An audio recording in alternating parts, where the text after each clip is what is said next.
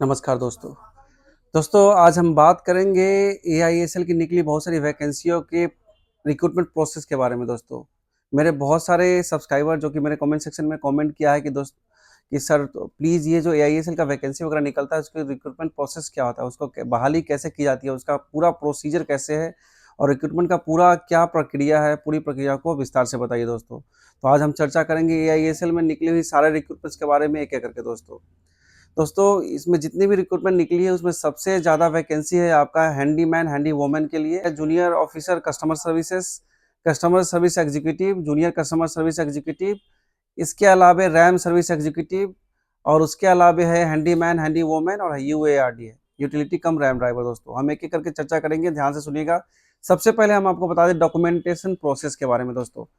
सबसे पहले बता दें कि जो फॉर्म उसमें मैंने आपको दिया है या फिर आप एआईएसएल करियर पे जाकर जो आप जैसे ही किसी भी वैकेंसी का ये डाउनलोड करेंगे एडवर्टाइजमेंट को, तो उसके सबसे लास्ट में उसका फॉर्म आता है 3 या 4 पेज का। उस पेज को आप प्रिंट आउट कर लेंगे। सारे एप्लीकेशन फॉर्म को भरने का भी मैंने प्रीवियस वीडियो में डाला है, वो मैं लिंक सब डिस्क्रिप्शन बॉक्स में डाल दूंगा। उस लिंक से जाके आप फॉर्म को अच्छे ढंग से भर लीजिए। फॉर्म भरने के बाद उसके साथ जो जो भी सपोर्टिव जो मतलब फॉर्म में आप जो डिक्लेयर कर रहे हैं उससे रिलेटेड सब सपोर्टिव डॉक्यूमेंट्स आपके पास होना चाहिए और सेल्फ अटेस्टेड होना चाहिए दोस्तों। हो गया। उसके बाद डिमांड ड्राफ्ट उन्होंने 500 रुपये का मांगा है, उसको डिमांड ड्राफ्ट भी आपको 500 रुपये का बनाना है दोस्तों। एआई एयरपोर्ट सर्विसेज लिमिटेड के नाम से, एआई एयरपोर्ट सर्विसेज के नाम से, और पेवेल एट मुंबई है दोस्तों। ध्यान रखना, demand draft AI airport services limited के नाम से है, पेवेल एट मुंबई। उसके अलावा जो भी सपोर्टिव डॉक्यूमेंट्स यानी कि फॉर्म में आपने जो डिक्लेयर किया है सब कुछ आपको वहाँ जीरोक्स कॉपी लगानी है। ओरिजिनल कॉपी आपको नहीं कैरी करना है, आपको जस्ट देख सकते हैं बट आपको वहाँ पे ओरिजिनल कॉपी उसमें जमा नहीं करना है दोस्तों। और जिनका भी क्रिमिनल लेयर जो भी जो एससी एसटी या फिर ओबीसी वाले हैं जिनको डॉक्यूमेंट अपना कास्ट सर्टिफिकेट प्रूफ उसका सर्टिफिकेट, जैसे कि आपने अगर वहाँ ओबीसी डिक्लेयर किया है तो ओबीसी का सपोर्टिव डॉक्यूमेंट चाहिए, एससी एसटी का वो भी डॉक्यूमेंट सपोर्टिव चाहिए। तो पूरा फॉर्म भरने के बाद एससी एसटी ओबीसी का सर्टिफिकेट और डिमांड ड्राफ्ट उस एप्लीकेशन फॉर्म पे एक फोटो चिपकाना है। ये पूरा डॉक्यूमेंट्स आपको लेके, ये सारा डॉक्यूमेंट्स आपको लेके जाना है। जो आपका जो वेन्यू है, जो वेन्यू मैंने डिस्क्रिप्शन बॉक्स में दिया है, वहाँ पे आपको वेन्यू पे जाना है।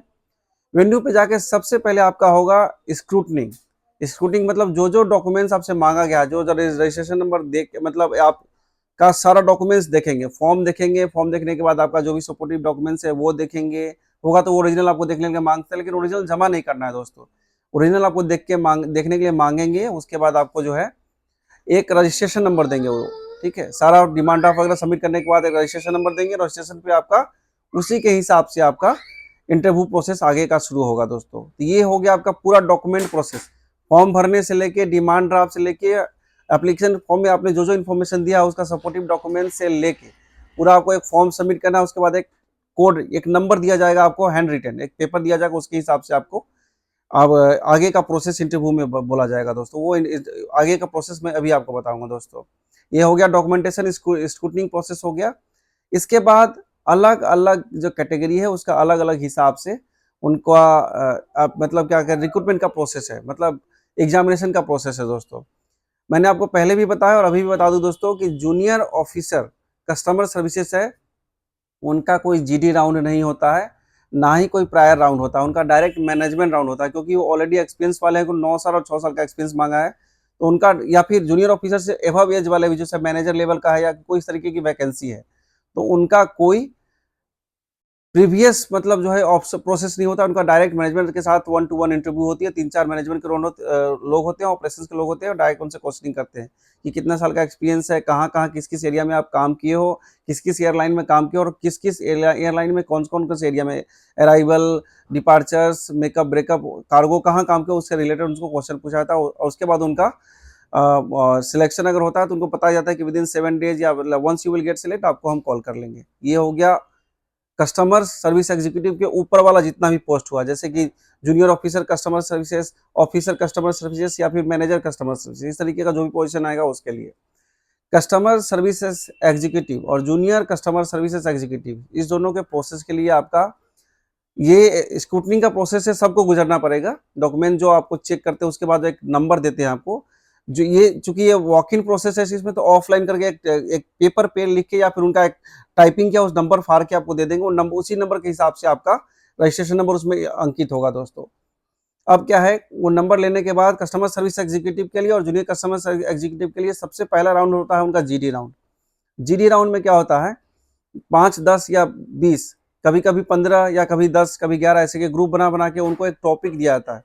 मैं जब कस्टमर सर्विस एग्जीक्यूटिव का इंटरव्यू देने गया था तो उसमें पहले जीडी राउंड हुआ था। अभी भी जीडी राउंड ही होता है, जिसमें 10-15 ऐसे ग्रुप बना के आपको एक टॉपिक पार्टी पास पहले आपको 1 बाय 1 बोलेंगे कि from this roll number to this roll number, tell us something about yourself briefly, and उसके बाद एक टॉपिक देंगे जिसके अगेंस्ट और फेवर में, मतलब कि लेट सपोज अगर किसी गेस्ट ने किसी होटल के फ्रंट ऑफिस से एक जूस मांगा, सडनली द गेस्ट जो दूसरे किसी रूम से कोई दूसरा गेस्ट उनको फ्रंट ऑफिस पे मेडिसिन मांगते हैं, तो किसको पहले अटेंड करेंगे, इस तरीके का कुछ मतलब लॉजिकल सवाल आपसे पूछेंगे। या फिर अगर टीवी देखना ठीक है या फिर गलत है, पॉलिटिक्स के बारे में आप क्या जानते हो, फेवर इन फेवर, इस तरीके का कुछ टॉपिक देंगे। और उस सब में 5-5 या 6-6 का ऐसे ग्रुप बना के ग्रुप लीडर बनाते हैं। ठीक, इस ग्रुप डिस्कशन में सबसे पहले 1 बाय 1 करके इंट्रोडक्शन सबको करना है, उसके बाद आपको पूरा ग्रुप के बिहेव पे एक जो ग्रुप लीडर होगा उसको बोलना होता है। ये होता है ग्रुप डिस्कशन राउंड दोस्तों।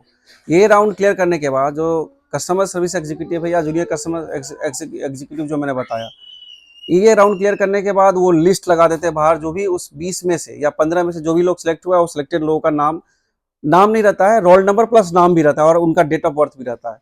आपको जो रोल नंबर दिया होगा जो स्क्रूटनी के टाइम में, वो रोल नंबर प्लस आपका नाम और आपका डेट ऑफ बर्थ रहेगा। लिस्ट लगा देंगे बाहर सिलेक्टेड के लिए, जो डिस्क्वालीफाई है वो बाहर चले जाएंगे, सिलेक्टेड है उनका फिर अब पीआई राउंड होगा।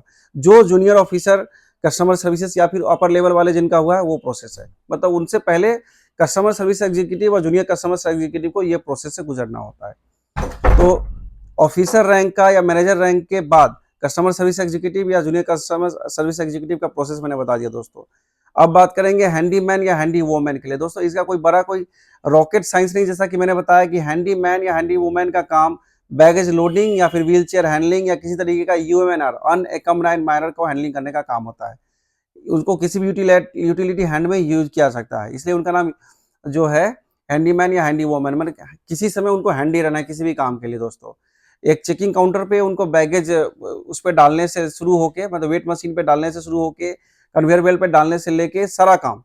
और फीमेल लोगों को थोड़ा रिलैक्सेशन इसलिए जाता है कि उनको ज्यादा फीमेल व्हील चेयर हैंडलिंग के लिए रखा जाता है, या फिर किसी स्पेशल असिस्टेंट के लिए किसी का बैग उठाना हो, फीमेल पैसेंजर स्पेशली उसके लिए रखा जाता है, या फिर किसी कोई वीवीआईपी सीआईपी पैसेंजर हो तो उनको कस्टमर सर्विस एग्जीक्यूटिव के साथ जाना होता है दोस्तों, उनका कोई बैगेज है उस हैंडलिंग में दोस्तों। ये हैंडी वो इनका कुछ मतलब बैगेज स्क्रूटनिंग सबका, ये सॉरी डॉक्यूमेंट स्क्रूटनिंग जैसे प्रोसेस है, उनको भी रोल नंबर वैसे ही दिया जाता है। उसके बाद जस्ट कुछ वर्बली क्वेश्चंस पूछा जाता है, जैसे कि ऑपरेशन से कोई कमर्शियल का बंदा आ गया, उनसे कुछ क्वेश्चन पूछेगा कि आप हमारे कभी इस तरीके का व्हीलचेयर पैसेंजर हो तो कैसे हैंडल करोगे, क्या करोगे आप। उनका जो है पीईटी, जैसे मैंने बताया था, पीईटी टेस्ट में उनको वेट मशीन में उनको बैगेज वेट करा के भी देखते हैं कि 30 केजी का वेट उठा सकते हो कि नहीं, क्योंकि किसी भी चेकिंग लगेज का अलाउंस 30 केजी होता है एयर इंडिया में, तो उसमें आपको चेक करेंगे। मतलब ऑल ओवर वर्ल्ड वाइज देखिए कि 30 केजी से ज्यादा किसी का भी बैगेज अलाउंस नहीं है, तो 30 केजी का चेकिंग लगेज आपको उठवा के देखेंगे आप उठा पाते हो कि नहीं। लड़कियों को चेक करेंगे कि व्हील चेयर पैसेंजर को हैंडल करना है तो कैसे चलाती है। पीटी टेस्ट में कुछ मौखिक लॉजिकल कुछ क्वेश्चन पूछेंगे। ये हो गया हैंडी मैन और हैंडी वोमेन का आफ्टर बैग डॉक्यूमेंट स्क्रूटनिंग के बाद का। अब बात करेंगे रैम सर्विस एग्जीक्यूटिव के लिए। RAM service executive completely technical side इसलिए है क्योंकि किसी भी ग्राउंड इक्विपमेंट्स, टो ट्रैक्टर से शुरू होके, पैसेंजर बस से शुरू होके, या फिर आपको पुश बैक ट्रैक्टर जो भी है उस सबको ठीक करने का काम रैम सर्विस एग्जीक्यूटिव का टेक्निकल साइड ही होता है दोस्तों। प्लेन ठीक करने का काम टेक्नीशियंस और इंजीनियर करते हैं, और ग्राउंड इक्विपमेंट्स को ठीक करने का काम रैम सर्विस एग्जीक्यूटिव करते हैं। पूरा ध्यान कर, इसलिए उन्होंने मैकेनिकल, टेक्निकल, आईटीआई ये सब फंड उसमें मांगा है, आप थोड़ा देख लीजिएगा ध्यान से। ये हो गया रैम सर्विस एग्जीक्यूटिव का, उसमें भी बैगेज स्क्रूटनिंग होती है। उसके बाद आपको टेक्निकल टाइप का क्वेश्चन पूछा गया, या फिर आपको गाड़ी चला के भी आपका टेस्ट किया जाएगा, क्योंकि उसमें भी एचएमबी और एलएमबी का लाइसेंस उन्होंने मांगा है दोस्तों। ये हो गया रैम सर्विस एग्जीक्यूटिव के लिए। और यूटिलिटी कम रैम ड्राइवर जो है, ये कंप्लीटली ड्राइवर्स होते हैं जो रैम पे या पैसेंजर का गाड़ी या फिर तरीके रैम पे जितनी भी चलने वाली गाड़ियां हैं वो चलाते हैं। ट्रैक्टर, टो ट्रैक्टर जो भी है उनको चलाने का काम यूटिलिटी कम रैम ड्राइवर का होता है दोस्तों। तो उनका चूंकि एचएमबी और एलएमबी दोनों का ही लाइसेंस मांगा, तो उनको प्रैक्टिकली चला के देखा जाता है दोस्तों। After document scrutiny. मतलब डॉक्यूमेंट चेकअप के बाद एक रोल नंबर दिया जाता है। सारे पोजीशंस के लिए, जूनियर ऑफिसर्स के लिए सिर्फ डायरेक्ट इंटरव्यू होती है। कस्टमर सर्विस एग्जीक्यूटिव और जूनियर कस्टमर सर्विस एग्जीक्यूटिव के लिए पहले जेडी होती है, उसके बाद इंटरव्यू होता है। उसके बाद हाँ इंटरव्यू होता है ये सब। और हैंडीमैन हैंडी वोमन के लिए वो बैगेज ये सॉरी डॉक्यूमेंट स्क्रूटनिंग के बाद उसके बाद उनका डायरेक्ट कुछ थोड़ा बहुत लॉजिकल क्वेश्चंस होता है और पीईटी चेक होता है। रही बात यूटिलिटी कम रैम ड्राइवर के लिए, उनको गाड़ी चला के देखा जाता है, चाहे कोई भी गाड़ी हो जिसका उन्होंने लाइसेंस प्रोड्यूस किया हो। और रैम सर्विस एग्जीक्यूटिव का उनको किसी भी टेक्निकल साइड का क्वेश्चन पूछा जाता है या फिर उनको टेक्निकली कुछ करके दिखाना हो सकता है, वहां पे उनका टेस्ट लिया जाएगा फिजिकली। तो ये सारा प्रोसीजर हो गया एआईएसएल में निकली सारी वैकेंसी के बारे में। जूनियर ऑफिसर कस्टमर सर्विसेज या फिर अपर लेवल या फिर कस्टमर सर्विस एग्जीक्यूटिव या फिर जूनियर कस्टमर सर्विस एग्जीक्यूटिव या फिर हैंडीमैन या फिर हैंडी वोमैन या फिर यूटिलिटी कम रैम ड्राइवर या फिर रैम सर्विस एग्जीक्यूटिव। दोस्तों तो ये हो गया पूरा इंटरव्यू प्रोसेस, पूरा एप्लीकेशन का प्रोसेस। मिलते हैं अगले वीडियो में एक नए वैकेंसी के साथ में जो निकला है भुवनेश्वर एयरपोर्ट पे। टोटल 222 वैकेंसी है दोस्तों। मैं अगले वीडियो में आता हूँ आपके साथ में, तब तक के लिए आप सबको बहुत बहुत धन्यवाद। नमस्कार, आदाब, सत श्री अकाल, जय हिंद।